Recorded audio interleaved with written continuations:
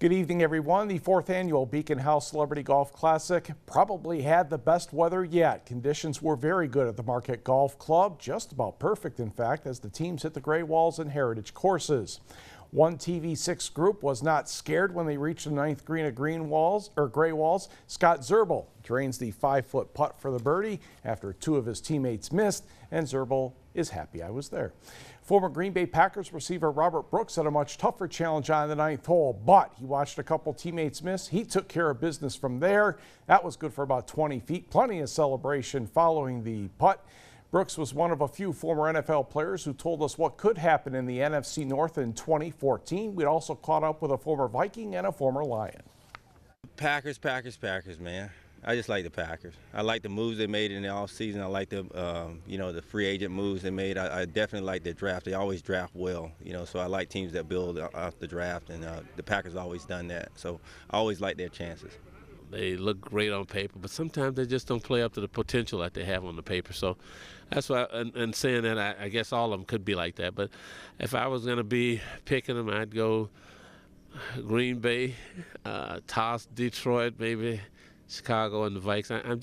I'm just hoping to be competitive. I think Green Bay's going to rebound, and especially they made a great effort when Aaron was out to do what they could, and then when he came back for them to win the division, I thought was very impressive. And we'll have more comments from more celebrities next week on your TV6 News. Yes, they even had wooden goalposts on the 18th hole. Milwaukee Bucks took forward Jabari Parker of Duke with the 2nd pick. The 6'8" Parker has been lauded for his maturity and offensive skills. Sacramento chose Michigan guard Nick Stauskas with the 8th pick. The 6'6" Stauskas averaged 17.5 points last season, on the way to the winning Big Ten Player of the Year for the Wolverines. Charlotte Hornets chose Noah Vonleh with the 9th pick out of Indiana. He averaged 11 points and 9 rebounds and was the Big Ten Freshman of the Year last season. The Atlanta Hawks picked Michigan State power forward Adrian Payne with the 15th pick. He was a second-team All-Big Ten selection. The Denver Nuggets used the 19th pick acquired from Chicago in a trade to get Michigan State guard Gary Harris.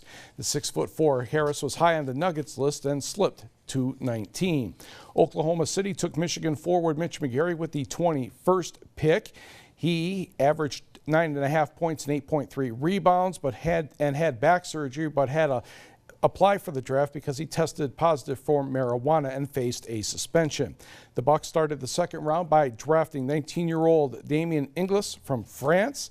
The Pistons, and then a few picks later, took Johnny O'Brien of LSU. The Pistons' first and maybe only pick, they grabbed Spencer Dinwiddie of Colorado at 38, and at 40, Minnesota took Glenn Robinson III of the University of Michigan.